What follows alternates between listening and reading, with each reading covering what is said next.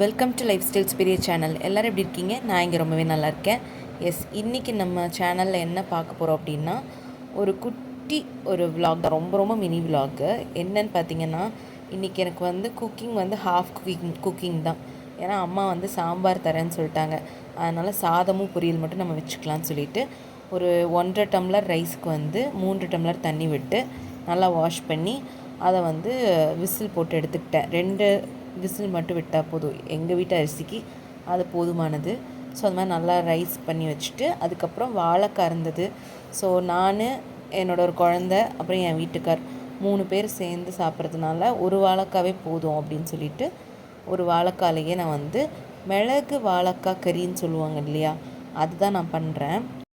எண்ணெய் நல்லா சுடானோடனே கடுகு, ஜீரகம், உளுத்தம் பருப்பு, அதுக்கப்புறம் வாழைக்காய் இது எல்லாத்தையும் நல்லா போட்டு வதக்கிக்கோங்க.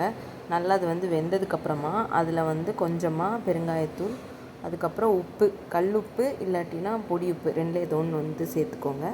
சேர்த்துட்டு மிளகு பொடி அதையும் நீங்கள் ஆட் பண்ணி நல்லா ரோஸ்ட் ஆகிற வரைக்கும் நல்லா வதக்கி விடுங்க. அது நல்லா சூப்பராக டேஸ்டியாக ரெடி ஆகிடும். இதோ இங்கே ரெடி ஆகிடுச்சு. ஸோ அவ்வளோதான். அதுக்கப்புறமா அம்மா வீட்டுக்கு போய் கடகடன்னு ரொம்ப பசி எடுத்ததுனால சாம்பாரையும் வாங்கிட்டு வச்சு சாப்பிட்டாச்சு.